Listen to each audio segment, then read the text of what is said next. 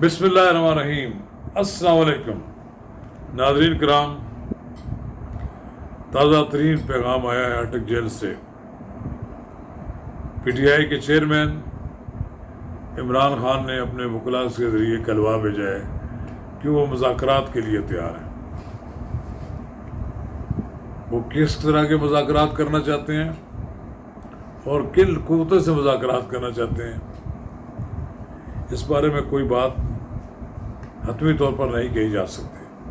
بہرحال ان کے وکلاء نے میڈیا کے ذریعے پیغام دے دیا ہے کہ میں مذاکرات کرنا چاہتا ہوں، خدا را میرے ساتھ بیٹھ جائیں۔ معلوم نہیں اب اسٹیبلشمنٹ ان کے ساتھ کوئی بات کرنی چاہیے کری یا نگران حکومت بھی کوئی تیار ہوگی کہ نہیں، اس بارے میں کچھ نہیں کہا جا سکتا۔ قبل اس کے ہم آگے بڑھیں، اگر آپ نے میرا یوٹیوب چینل نواز رضا کے ساتھ اب تک سبسکرائب نہیں کیا تو برائے کرم فوری طور پر سبسکرائب کریں اور آئیکن کا وہ بٹن دبانا نہ بھولیے کہ جب ہم ویڈیو لوڈ کریں تو سب سے پہلے آپ کو اطلاع ملے۔ ناظرین کرام، مذاکرات کی بات تو پہلے بھی کی جاتی تھی۔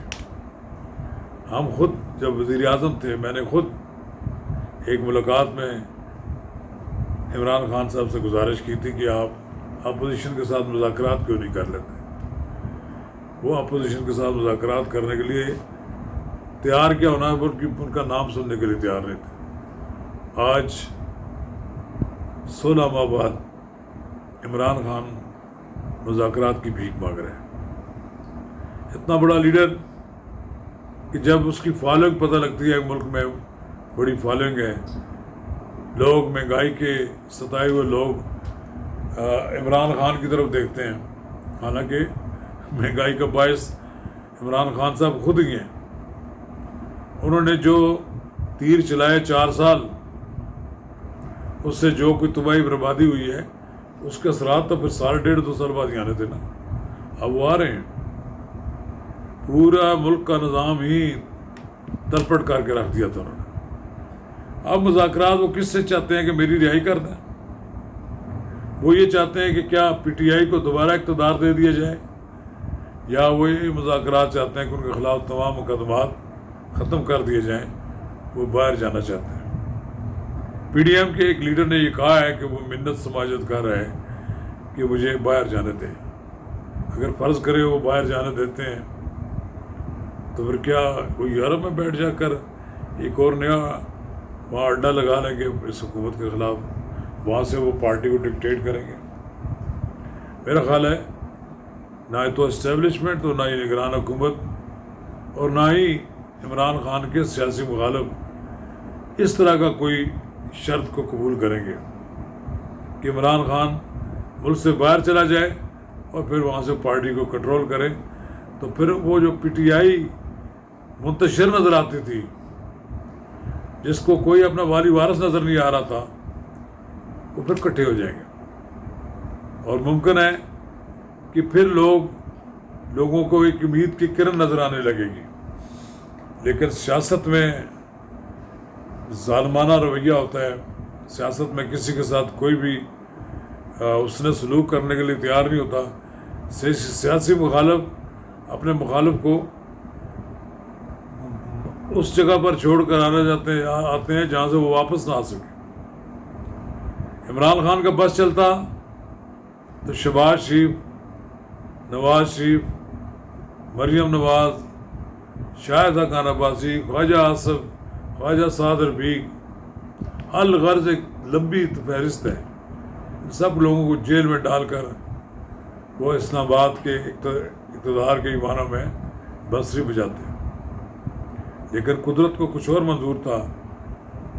وہ جن لوگوں کی حمایت سے حکومت چلا رہے تھے، ان کو جس طرح وہ دھتکارتے رہے ہیں، وہ سارے لوگ پھر اکٹھے ہو گئے اور انہوں نے حکومت کا تختہ الٹ دیا۔ ایک جمہوری طرز انتخاب اور ایک جمہوری طرز عدم اعتماد، یہ ساری چیزیں آئین میں دی ہوئی وہی اڈاپٹ کی گئی۔ انہوں نے پھر سائبر کا ڈرامہ رچایا۔ اب اسی سائبر کے ڈرامے کی زد میں جیل میں ہے۔ اگر یہ ان کی گرفتاری جو اس وقت ڈالی گئی ہے، جو آگے 13 ستمبر تک یہ جوڈیشل ریمانڈ پر ہیں، تو وہ سائفر کیس ہی ہے. شاہ محمود قریشی بھی اس کیس میں ہیں. ممکن ہے بہت سارے اور لوگ بھی اس کیس میں ابھی آئیں گے.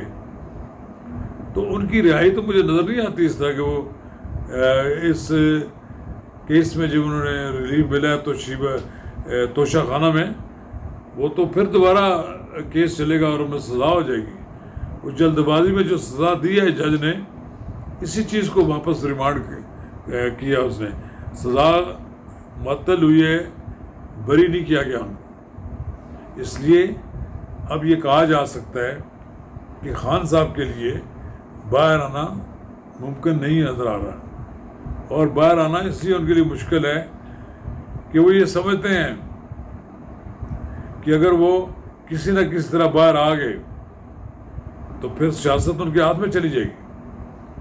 یہ کہا جاتا تھا نا کہ عمران خان جیل نہیں کاٹ لیں گے. انہوں نے مہینہ تو جیل کاٹ ہی لی. 5 اگست کو جیل میں گئے تھے، بس جیسے تیسے انہوں نے جیل کاٹ لی اتنی، اور مزید بھی شاید کاٹ لیں، لیکن زیادہ عرصہ جیل نہیں کاٹ سکیں گے. یعنی آپ مہینہ 2 مہینے تو کہہ سکتے ہیں مشکل سے وہ کاٹ لیں. ان کی توازو تو کر رہے ہیں، دیسی مرغ ان کے لیے منگوا رہے ہیں، مٹن سے ان کی پھر خاطر متاثر کی جا رہی ہے، دیسی کی ہے. مطلب ہے وہ جو نوابوں کو ساری چیزیں فراہم کی جاتی ہیں وہ سب کچھ کی جا رہی ہیں، اور ان کی دیگر ضروریات بھی پوری کی جا رہی ہیں. شاید یہ حسن سلوک ہے، یا وہ یہ سمجھتے ہیں کہ عمران خان کو اس سے زیادہ تکلیف نہیں پہنچانی چاہیے. بہرحال خان صاحب کے لیے مسئلہ یہ ہے کہ وہ مذاکرات کس سے کریں.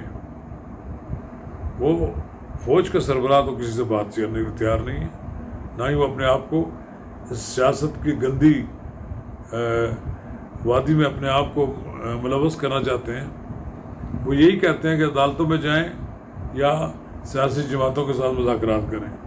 اگر عدالتیں ان کو بری کر دیتی ہیں فابیا، لیکن عام فہم آدمی یہی سمجھتا ہے کہ ان کا ان عدالتوں سے بری ہونا ممکن نہیں ہے. ان کے خلاف 4-5 جو کیس بڑے ساؤنڈ ہیں. القادر ٹرسٹ کا کیس ہے ان کے خلاف، توشہ خانہ کا کیس ہے ان کے خلاف، سائفر کا کیس ہے ان کے خلاف، وہ فارن فنڈنگ کیس ہے، اس کے علاوہ اور پتہ نہیں کتنے کیس ہیں. لیکن یہ جو اسٹرانگ کیسز ہیں ان میں ان کا بچ جانا مشکل ہے. خان صاحب نے بھی کچھ کیسز تو خود اپنی نالائکیوں سے بنوائے، حالانکہ وہ اگر تھوڑی سی عقل مندی کا ثبوت دیتے تو شاید کوئی کیس ان کے خلاف نہ بنتا. اور خان صاحب کو پھر کس نے کہا کہ تم اسٹیبلشمنٹ کے ساتھ ٹکر مارو؟ یہ ٹکر مار کر انہوں نے اپنے آپ کو لہو لہان کر لیا. لہو لہان ہی نہیں کیا کہ بلکہ وہ تو اب لگتا ہے کہ اپنے اوسان بھی خطا ان کے ہو گئے ہیں. سمجھ نہیں آ رہی ان کو کہ میں کیسے نکلوں. نگران وزیر اعظم نے تو بڑا واضح طور پر کہا کہ یہ بغاوت تھی آرمی چیف کے خلاف، فوج کے خلاف، ناکام ہو گئی. پہلے بھی ہم کہتے رہے ہیں کہ ناکامی کا کوئی باپ نہیں ہوتا.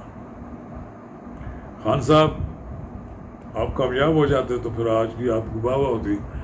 آج لوگ آپ کی لیڈرشپ کو مانتے، پتہ لگتا ہے جناب کہ آپ کے بڑا کوئی لیڈر نہیں ہے.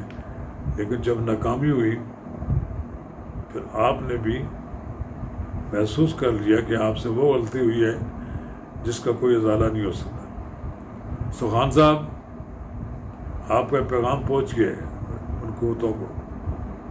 وہ بھی آپ کو مزید وقت دیں گے اور جیل میں رکھیں گے تاکہ آپ کے اعصاب کی جو مضبوطی ہے اس کا امتحان لیا جائے.